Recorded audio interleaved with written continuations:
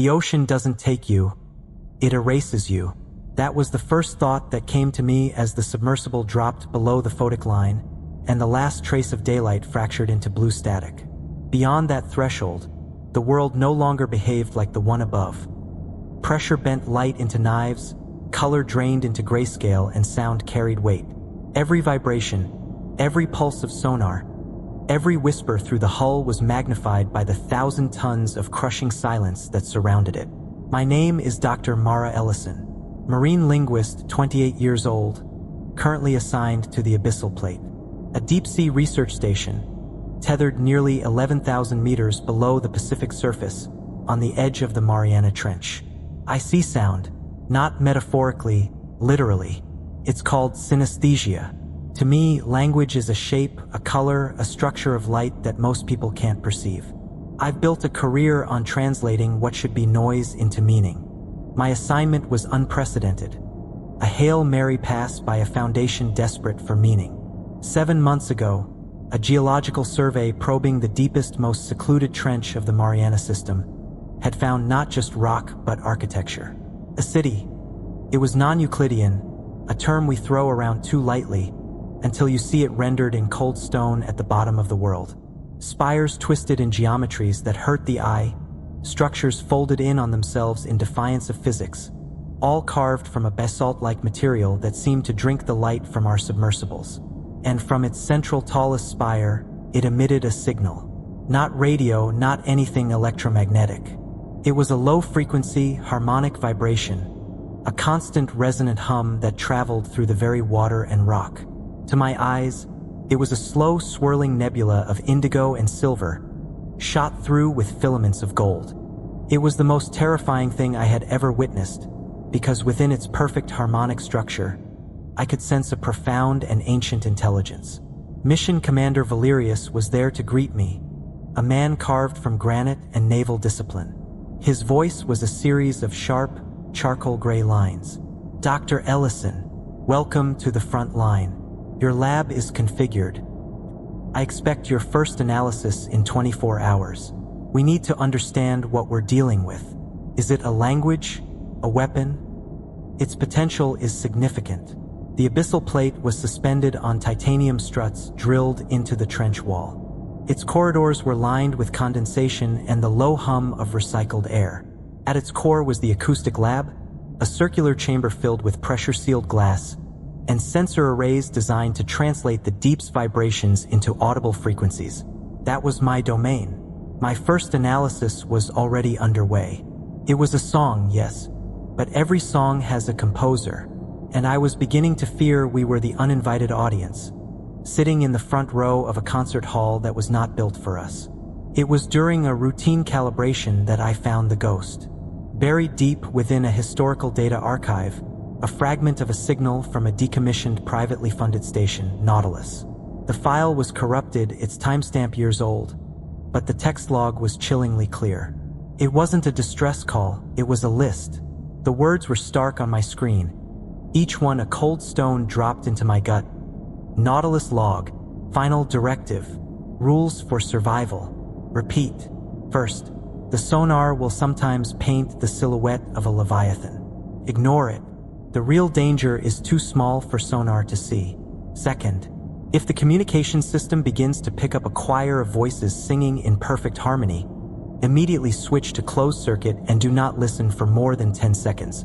They are not singing for you. Third, do not sample the black brine from the pools. It is a concentrated consciousness and it will try to dilute itself into your mind. Fourth, the coral here grows in metallic, geometric patterns. If you see it pulse with a soft blue light, you are being watched. Act normally. Fifth, you may feel an overwhelming urge to join the others outside the airlock. This is the chorus calling. Secure yourself to your bunk until the feeling passes. Sixth, if a crew member's eyes begin to glow with a faint phosphorescence, they are no longer your crew member. Isolate them in the medbay. Do not listen to their promises. Seventh, if you hear a tapping from the hull that mimics the rhythm of your own heartbeat, report to the commander. Something is trying to get in by convincing you it is already inside. The city's architecture is non-Euclidean. If the corridors outside your room appear to stretch or twist, return to your quarters and await the all-clear. 9th, under no circumstances should you broadcast any form of music or rhythmic sound into the water. You might wake the composer. I brought the log to Commander Valerius in his Spartan office. Commander Valerian grunted and told me to file it under ghost stories. Nautilus was a corporate venture, he stated dismissively.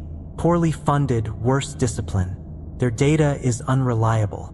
This reads like the paranoid ramblings of a crew suffering from high-pressure nervous syndrome. I was on my way back from the commander's office when a veteran diver named Silas Findley found me. "Ellison, the linguist?" he asked, his voice a soft texture. "A word of advice. Don't get lost in the melody, and stay away from the black pools." "Pools?"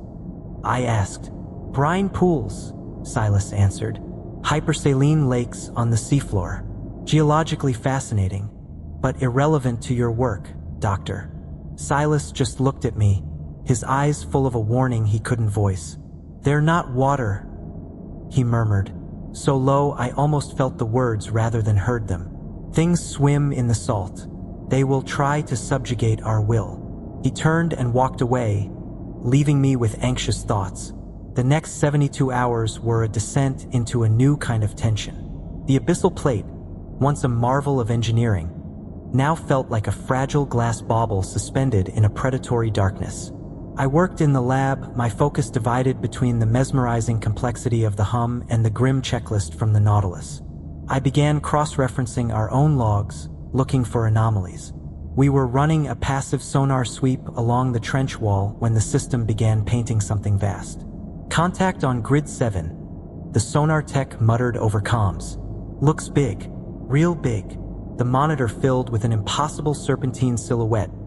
A leviathan, its spine arching across a kilometer of black water, each segment glimmering faintly like vertebrae made of light. It moved slow and graceful, its sheer size dwarfing the entire station. The tech gasped. Someone whispered a prayer. But the moment I looked at the waveform through my spectral translator, I knew it wasn't real. It wasn't a living creature. It was an echo, a reflection of something that didn't obey sonar physics. A harmonic mirage. Rule 1. The sonar will sometimes paint the silhouette of a leviathan. Ignore it. The real danger is too small for sonar to see. I remembered those words too late, because as the false leviathan moved, smaller ripples began flickering underneath. Faint rhythmic oscillations, like distant footsteps tapping along the hull. Silas, the veteran diver, leaned in toward the monitor. "That's no leviathan," he murmured. "That's the deep drawing breath." Valerian barked at him to get back to his post, but I could see the commander's jaw tighten. The sonar pulse repeated. This time, the massive silhouette vanished, leaving only those small, delicate distortions beneath it. Too small for sonar to see clearly, too precise to be noise. I ran the signal through my translator. The waveform resolved into color: blue, violet, red. Then, a gold thread weaving through the entire pattern, like a voice hiding beneath a crowd. When the sound reached its peak, it became melodic, not a mechanical hum or geological groan. A single low, human-like tone that wavered on the edge of harmony. It felt as though someone was trying to sing through the water, and I could see it. The colors bloomed across my vision, spilling from the monitor into the room, dancing like aurorae under glass. The commander cut the feed. Whatever it is, it's probably the station's reflection bouncing off the trench wall. Record it, log it, and move on. But when he walked out, the monitors flickered again, and the sonar drew something new. A pattern of circles, arranged in perfect symmetry, like fingerprints, and they were coming closer. That night, I couldn't sleep. The hum of the station had changed pitch. Subtle, but different enough to make my skin crawl. Every sound now had a color to it. The low vibration of the life support system glowed dull green. The slow creak of metal was orange. But beneath it all, I saw faint streaks of blue gold that pulsed out of rhythm with everything else. At 3 a.m., I went to the observation dome. The floodlights were dim, fogged by the current, and beyond them, just darkness so dense it felt solid. I stared into it, trying to convince myself it was empty. Then, from the void came a ripple, a soundless movement that painted my vision with spiraling light. I froze. Through the glass, something small passed the beam. It was translucent serpentine, no bigger than a hand, and its body pulsed with color that matched the sonar interference exactly. The creature hovered for a moment, its light fluctuating in rhythm with my breathing. Then it darted away, vanishing into the black. When I backed away from the window, I realized the observation dome's glass had faintly fogged from a pattern. Symbols. Circular, symmetrical, perfectly etched into the condensation. When I blinked, they vanished. By morning, the station systems reported no anomalies. The sonar file from the previous night had been corrupted, replaced by static that, when slowed down, carried an eerie resonance. Faint, like someone humming a lullaby beneath the noise floor. The commander blamed data interference. Silas refused to dive that day. I just stared at the corrupted waveform and wondered what the hell we'd really found down there. 3 days later, the pressure found a new point of entry. I was in the lab, running a new filtration algorithm on the hum, trying to isolate the foundational frequency from which all others seemed to emanate. My world was the spectral display and the internal colorful tapestry of the city's song. It began as a whisper in the air, so soft I initially dismissed it as an artifact of my own straining senses. But then it grew, seeping from the station's internal comm system itself. A faint, harmonic hum underlying the usual static. Rule 2. I lunged for the comms panel on my wall, my fingers fumbling for the switch to take the system to closed-circuit communication only. But my hand froze an inch from the button. The harmony was clarifying, resolving into a choir of voices. It was pristine and devastatingly beautiful, a lattice of perfect fifths and soaring, wordless vocals that wove together into a structure of such profound peace that it brought tears to my eyes. My synesthesia painted it as a warm golden dawn after a lifetime of night. It promised an end to loneliness, to the struggle of being a solitary dissonant note. It promised to make me part of something vast, eternal, and beautiful. Join us. The harmony seemed to sigh. My desire to shut it off evaporated. It felt like a sin, an act of violent ignorance. An aching longing bloomed in my chest. I needed to be outside, to be immersed in that sound, to let it fill me and wash away the messy, painful chaos of my own individuality. I took a step towards the lab's door. Something sharp cut through the golden haze. Your dissonance is your shield. I clung to it. I focused with every ounce of my will on the most chaotic sound I could conjure. The feedback screech of a microphone too close to a speaker.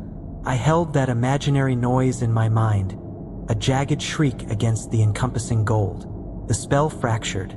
The longing didn't vanish, but it became a distant ache, a siren's call I could now resist. I saw my hand, still hovering over the comms panel. With a grunt of effort, I slammed it down, switching to closed circuit. The choir vanished. The sudden silence in the lab was deafening. The only sound, the frantic thumping of my heart. I checked the system clock. 9 seconds. I had listened for 9 seconds. I stumbled back from the console, my body trembling with adrenaline and a deep revulsion. A moment later, my door hissed open. It was Commander Valerius, his face a mask of cold fury, 2 security personnel behind him. "Dr. Ellison," he bit out. The main comms array just broadcast a high-energy harmonic burst for 9 seconds. "Care to explain why the source was routed through your lab's auxiliary channel?" He didn't believe in the rules. He thought I had done it. And in that moment, I realized the true horror. Something used our own systems, our own distrust as its instruments. Commander Valerius's accusation hung in the air of the lab, a toxic cloud of gray. I tried to explain, describing the invasive choir, the struggle to reach the comm switch. He saw no external threat, only a synesthete linguist cracking under the pressure, potentially compromising his mission. "Your access to the broadcast systems is hereby revoked, Dr. Ellison," he declared, his tone final. "You will confine your work to passive analysis." One more anomaly and you'll be on the next descent module. Am I clear enough? The incident was officially logged as a procedural error on my part. I was now the unstable element, the scientist who heard voices in the static. The only one who didn't treat me with wary suspicion was Silas. His kindness was a lifeline, but it was his next words that sent a fresh chill through me. "Valerius has approved the brine pool sampling," he murmured. "He's dismissed the Nautilus log, calls it unsanctioned data. The geologists are suiting up now."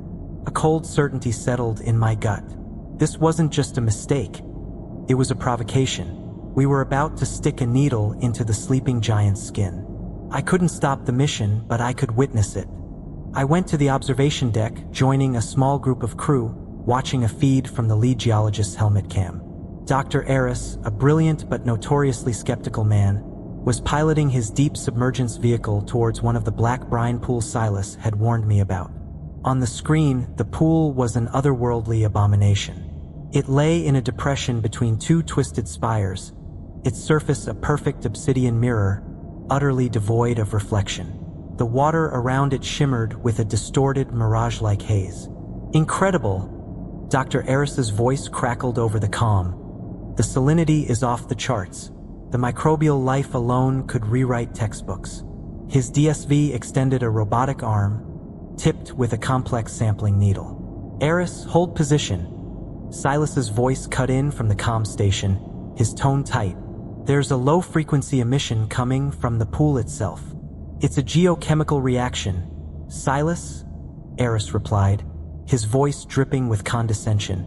The needle plunged into the black mirror-like surface. The effect was instantaneous and horrifying. The moment the sample was taken, the pool's surface shivered. A concentric wave of perfect geometric fractals spread out from the point of intrusion, as if the pool itself were a conscious mind recoiling from a violation. On the helmet cam feed, Dr. Eris gasped. "It's beautiful." His voice had lost its scientific edge, becoming soft, wondrous. "The patterns, I can see everything is connected." We watched frozen as the sample vial, now filled with the jet black fluid, was retracted into the DSV's storage compartment. "Eris, report your status." Valerius's voice demanded from the command center. "It's not a sample, Commander," Eris whispered, his voice filled with a terrifying awe. "It's showing me the birth of stars, the slow thoughts of continents. I can feel the others who swam here. They're in the salt." His DSV began to drift, turning slowly away from the mothership. "I need to give it back," he murmured. "I need to return it. It's lonely. It wants to be whole again." "Eris, maintain course," Valerius barked, but the geologist wasn't listening. On the screen, we saw his gloved hand reach for the manual release on the sample container. "It just wants to know us," he said, his voice a monotone chant. "It wants to be part of us." A high-powered sonar burst from the mothership, initiated by Silas, slammed into the rover. The feed jolted violently. Dr. Eris cried out, a sound of pure agony. The spell was broken. The sample was retrieved. It was secured in a maximum containment quarantine lab, but the damage was done. We had stolen a piece of the city's consciousness, and in doing so, we had let it taste ours. The official report on Dr. Eris listed his behavior as a temporary sensory disorientation episode, but the hushed conversations in the mess hall and the wary glances in the corridors told a different story. The geologist himself was confined to the medbay, occasionally muttering about the salt in the blood and the comfort of the deep. The hum, my constant companion, was changing. The new obsidian thread woven into its fabric was more than just a color. It felt like a patient searchlight, scanning the dark waters of the station, and by extension, the depths of my own mind. My practice of holding onto chaotic dissonant memories became a daily exhausting ritual of mental self-defense. As I passed a junction leading to the engineering sector, something on the wall caught my eye. At first, I thought it was a trick of the light, a reflection from a console screen. But no, growing from a seam in the titanium bulkhead was a patch of coral. It was unlike any coral I had ever seen. metallic and geometric, forming a perfect intricate lattice of hexagons and pentagons. And it was pulsing. A soft blue light traveled through the metallic veins of the structure, a wave of luminescence that flowed outwards to the edges before fading, only to begin again. I forced my feet to move, keeping my pace even, my breathing as steady as I could manage. I didn't look directly at the coral again, but I tracked it in my peripheral vision. The soft blue pulse continued, a silent rhythmic heartbeat embedded in our world. I felt a primal urge to run, to find a weapon and scrape the abomination from the wall. Instead, I walked to the mess hall, poured myself a cup of tea I didn't want, and sat at a table, my hands trembling around the warm mug. I made myself take a sip. I glanced around. Did anyone else see it? A technician scrolled through data on a tablet, yawning. 2 engineers discussed a coolant valve. They were oblivious. The coral was either hidden from their view, or their minds simply dismissed it as an odd fixture. I finished the tea, my movements robotic, and walked back the way I came. The coral was still there. I dared a final fleeting glance. The pulse seemed to quicken almost imperceptibly, as if in acknowledgement. It knew I had seen it. I reported nothing to Commander Valerius. He would have dismissed it as stress-induced hallucination, further proof of my instability. The discovery of the metallic coral was a point of no return. The Abyssal Plate was no longer a sanctuary. It was a gilded cage, and we were the specimens being studied. The pulsing blue light became a secret I carried, a cold stone of dread in my stomach every time I walked the corridors. I saw more of it over the next 2 days. A tiny geometric patch near a ventilation grate. The hum's new searching thread grew stronger, a persistent black filament in the indigo nebula of my mind. It was no longer just a sound. It was a pressure, a psychic weight that made the air feel thick and heavy to breathe.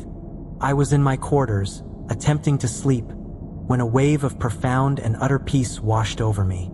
It was so sudden and complete that the constant knotted tension in my shoulders simply melted away.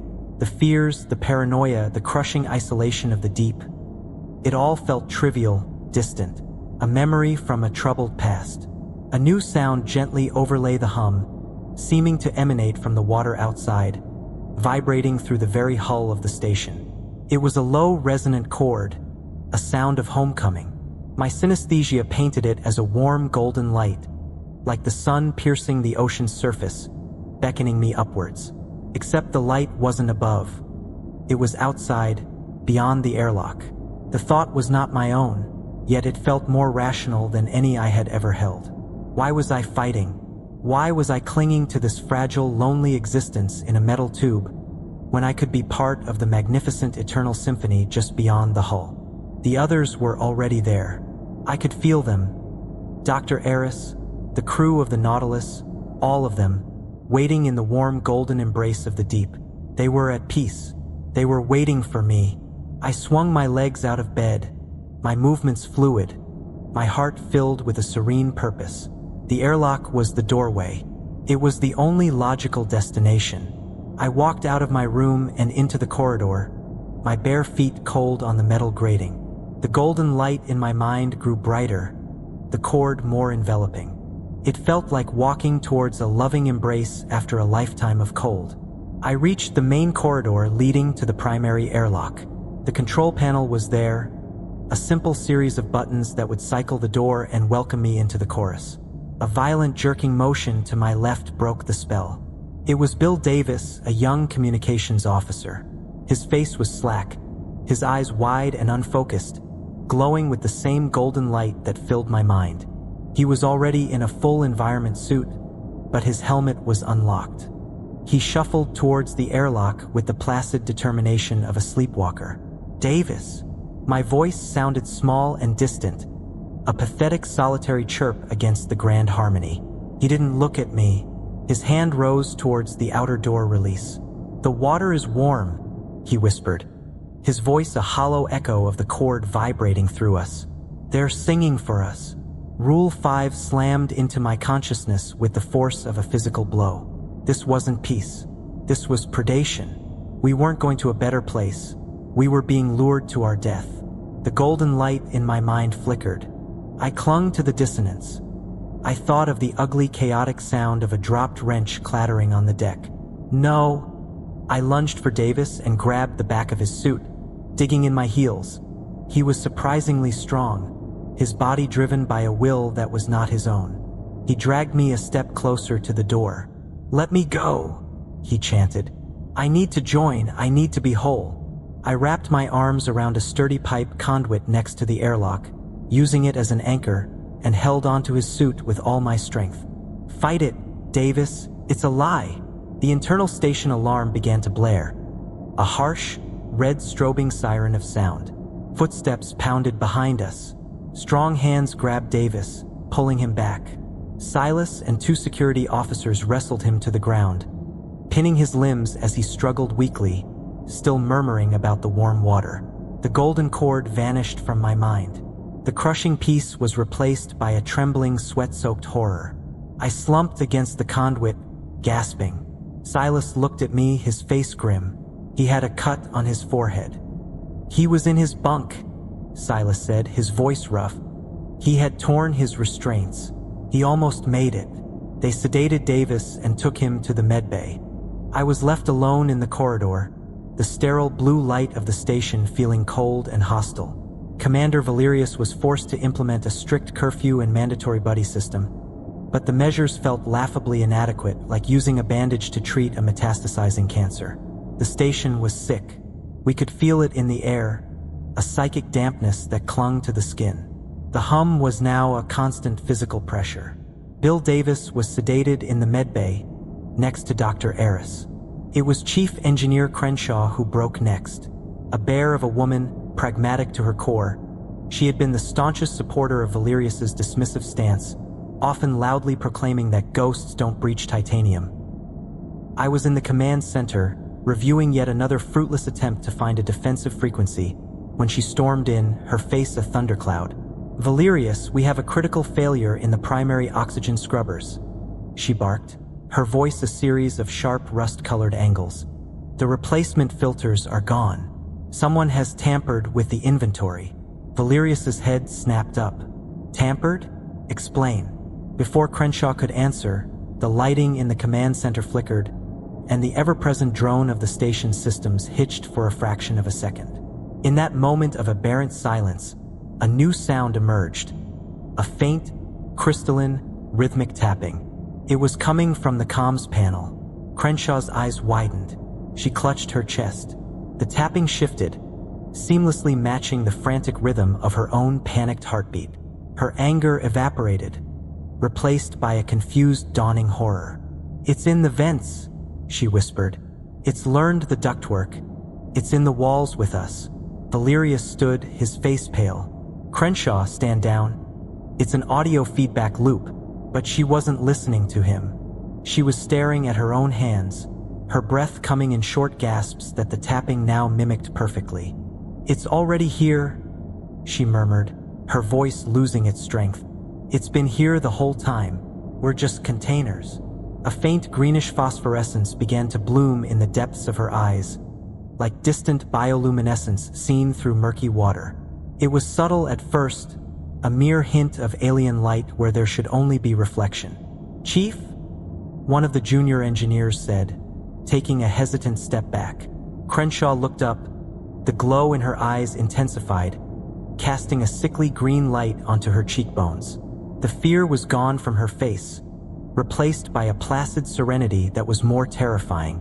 "It's all right," she said, her voice now a hollow harmonic echo, devoid of its former grit. "There is no failure. There is only integration. They offer a peace you cannot imagine. No more breakdowns, no more pain. Just perfect, eternal function." She took a step towards Valerius, her hand outstretched in a gesture that was both beckoning and predatory. "Let me show you, Commander. Let me show you the glorious silence at the heart of the song." Valerius, for the first time, looked truly afraid. He took a step back. "Security, restrain her." But as 2 guards moved forward, Crenshaw simply evaded their grasp, her movements fluid and unnaturally precise, as if she were dancing to a song only she could hear. "Do not listen to her promises." I shouted, the words tearing from my throat. She turned her phosphorescent gaze on me, and a smile touched her lips. "Little synesthete," she crooned. "You fight so hard to stay a discordant note. Why, the composer has a part for you. A beautiful solo part. All you have to do is surrender." The guards finally managed to grab her arms, but she didn't struggle. She simply kept smiling as they dragged her from the command center, her glowing eyes fixed on me until the doors hissed shut. The tapping from the comms panel stopped. The command center was left in a ringing, horrified silence, and Crenshaw's final words hung in the air, not as a threat, but as a promise. The isolation of Chief Crenshaw did nothing to quell the rising tide of panic. If anything, it made it worse. She was now in the medbay, a third silent, glowing-eyed occupant. Her transformation from the station's most pragmatic mind into a serene herald of the hum was a psychological blow from which we couldn't recover. The Abyssal Plate was a haunted house, and Commander Valerius became a ghost himself, haunting the command center, his face a gaunt mask of denial and simmering fury. The official stance was now contained acoustic contagion, a hollow phrase that fooled no one. He doubled down on his original mission, pushing the science teams harder, demanding a breakthrough. Commander Valerius, driven past the brink of denial, became a man possessed.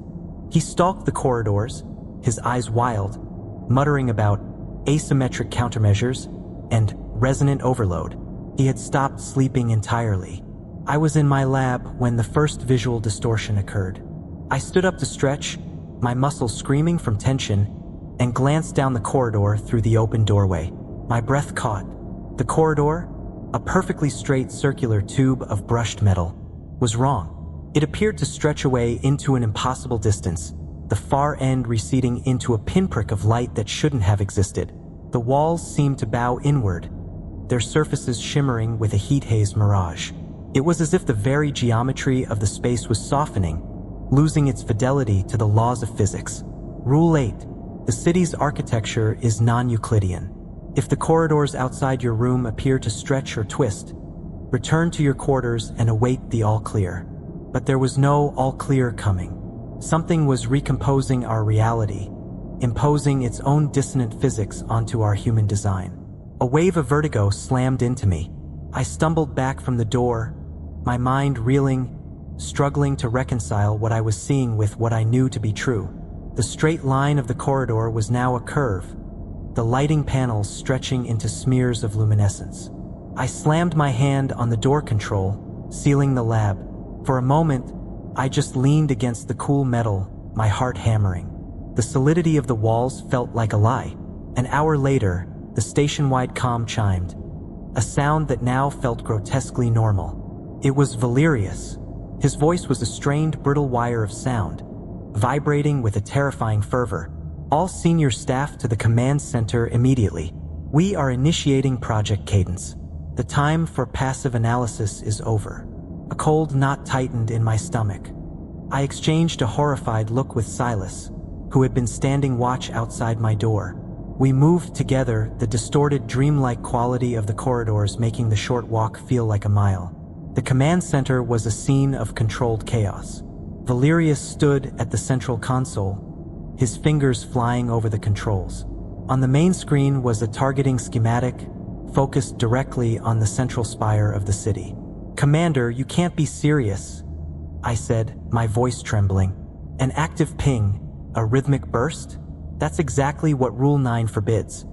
Under no circumstances should you broadcast any form of music or rhythmic sound into the water. You might wake the composer.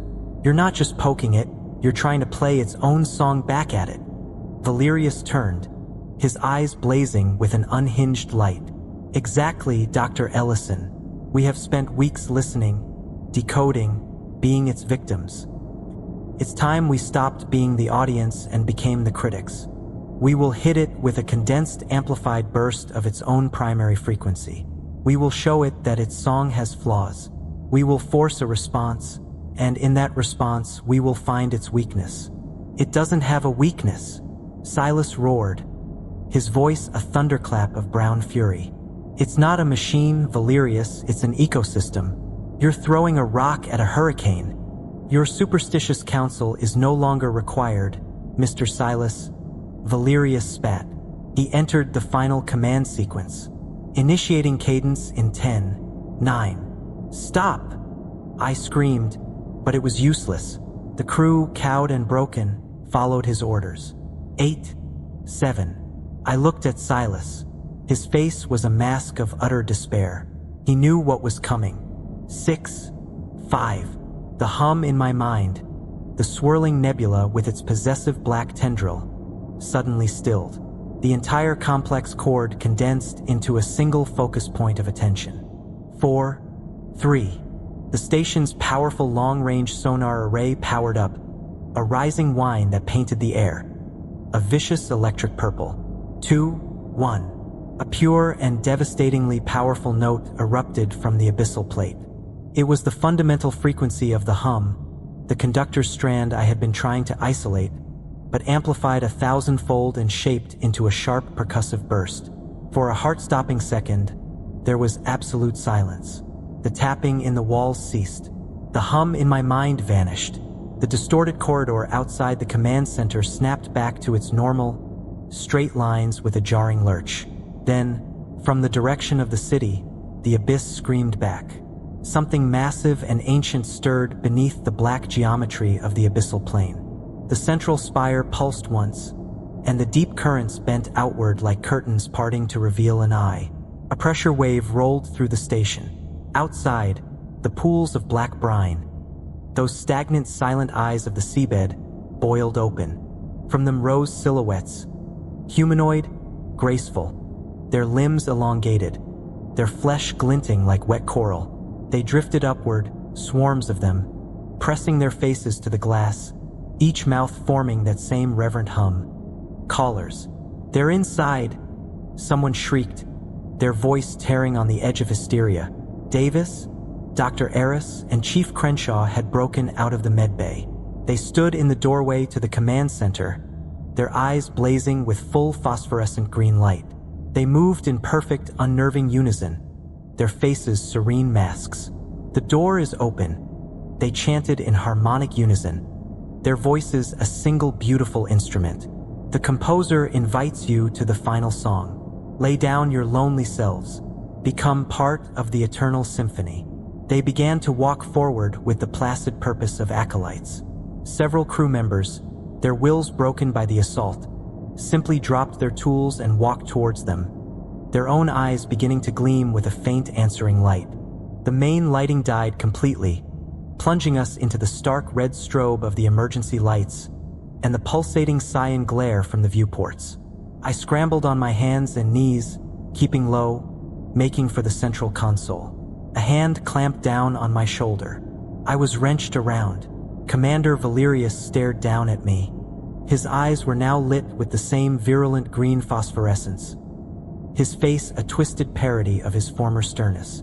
Dr. Ellison, he said, his voice a resonant multi-layered harmony that was utterly alien. The composer is most intrigued by you, the dissonant little synesthete. He has composed a new part, just for you. He raised his other hand, and I saw he held a high-voltage taser, its prongs glowing with a malevolent blue energy. The harmonious voice poured from his lips. Let us begin your rehearsal. From the side, Silas, with a guttural roar of pure human defiance, slammed into Valerius. They crashed to the deck in a tangle of limbs, the taser skittering away into the darkness. Go, Mara! Silas yelled, his voice a raw, chaotic scream as Valerius's glowing hands closed around his throat. I didn't hesitate. I lunged the final feet to the central console, my fingers flying across the panel, overriding safeties, routing all inputs to the external hydrophone array. I didn't have a plan. I only had an instinct. The composer sought perfect harmonious song. I would give it a requiem. I slammed the master control to transmit and unleashed hell. I opened every internal microphone, every damaged comms line, every screaming alarm. I fed it all back, creating a shrieking, roaring feedback loop of pure noise. The sound of tearing metal, the frantic screams of the crew, the blare of the station's own failure alarms, the wet choking sounds of Silas's struggle. All of it was amplified and blasted out into the water, a tidal wave of atonal chaotic dissonance directed straight at the heart of the city. The hull screamed, the lights flared and died again. Every structural beam sang a different note, a dying choir made of steel and grief. Through the viewport, I saw the impossible. Callers, those once graceful beings of light and geometry, were twisting in pain. Their bodies, or whatever passed for them, pulsed erratically, shedding their luminescent skin like peeling paint. The symphonic precision of their movements shattered. Some flickered out entirely, dissolving into trails of black particulate that swam away into the abyss. Others thrashed like insects trapped in a jar. I staggered from the command center, the alarms deafening. The air reeked of ozone and brine. The psychic pressure was gone. The hum was gone. I looked at the still forms of Silas and Valerius on the deck, the handful of shell-shocked survivors staring at me with hollow eyes. We paid a high price for the opportunity to survive. "We have to go," I said, though it came out as a whisper, my throat raw from screaming. The emergency ascent was a blur of grim, silent activity. A ghost crew of 7 survivors, including myself, worked with the hollow efficiency of automatons. We jettisoned damaged modules, sealed breached corridors, and guided the crippled central sphere of the Abyssal Plate upwards. We left the dead behind. We left Silas, we left the commander. We left the ruins of our ambition and sanity on the seafloor, a new offering to the silent, wounded city. They told me we were lucky to be alive. I've been told a lot of things since they pulled us from the central sphere, but everything feels like it's happening at the wrong frequency. Words slightly out of tune, faces just a half-beat too slow. They moved us to a decompression chamber aboard the recovery vessel Argus. The air smelled of metal and antiseptic, a scent that should have been comforting but wasn't. Davis wouldn't speak. Eris cried until he fell asleep. Crenshaw never woke up. Her vitals were normal, they said. Brain function fine, but she hasn't opened her eyes since we rose from the trench. The doctors said we were stable. I wasn't sure what that meant anymore. I remember staring at the porthole, watching the sun slip across the surface of the water. It was blindingly white, reflecting like a million shards of broken glass. For a heartbeat, I thought I saw shapes beneath it. Long, elegant silhouettes, coiling just below the surface. When I blinked, they were gone. That was the first time I felt it again. That hum in the bones, that familiar resonance that didn't belong to the world above. They transferred me to a surface facility 2 days later, Oceanic Research Command, Guam Station. A white corridor, white room, white coat doctors. Everything sterilized to the point of unreality. It was supposed to calm me, it didn't. The lead psychiatrist, Dr. Weiss, sat across from me during the first debrief. Her voice was gentle, rehearsed. "Dr. Ellison, you experienced an extreme form of acoustic trauma. We're here to ensure there are no lingering cognitive effects. Do you understand?" I nodded, but my synesthesia betrayed me. Her words looked like dull gray waves, dissipating into fog. "Can you describe what you saw?" she asked. I heard it. The city sang. She smiled in that way that told me she thought I was disassociating. The reports mention harmonics, a kind of collective auditory hallucination. "It wasn't hallucination," I said, more sharply than intended. "It was structure, communication. Every vibration was meaning." "And what did it say?" I hesitated. How could I explain a language made of geometry and pressure? Acquire that thought in music?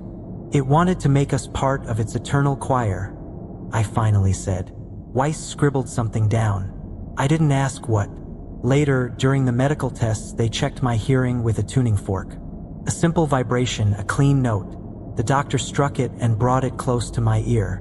The sound flared, bright blue, but behind it, I saw something else. A lattice of phosphorescent lines rippling across the walls like submerged coral. It lasted only a second, but I knew what it was. I'd seen that pattern before, deep beneath the surface. The color drained from my face. The doctor noticed. "Dr. Ellison, You all right?" "Fine," I lied. "Just dizzy." They marked it as vertigo, but I know vertigo doesn't hum in perfect thirds. That night, they gave me a private room. The walls were white, the lights humming faintly. I couldn't sleep. Every sound, the ventilation, the hum of electricity, even my own heartbeat carried a faint echo, like a distant choir rehearsing just out of earshot. I pressed my hands over my ears. It didn't help, so I tried silence instead. I held my breath until the world went still, and in that stillness, the colors came alive. The sterile wall before me bloomed with phosphorescent fractals, living geometry pulsing in slow, beautiful rhythm, the same patterns that had once lit the ancient city below the trench. My breath caught. It wasn't a hallucination, it was recognition. They had found me again. The pattern flickered once, then faded back into blank white. I stared for a long time. The afterimage still burned into my vision. My chest felt hollow, my pulse slow and even.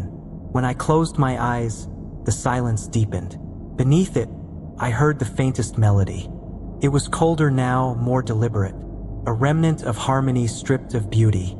And beneath the layers of that slow, endless chorus, I heard a single discordant note. Fractured, human, and painfully familiar. It is my note, the dissonance I introduced, the scar I left on the song. Somewhere, far beneath the waves, the city was still listening.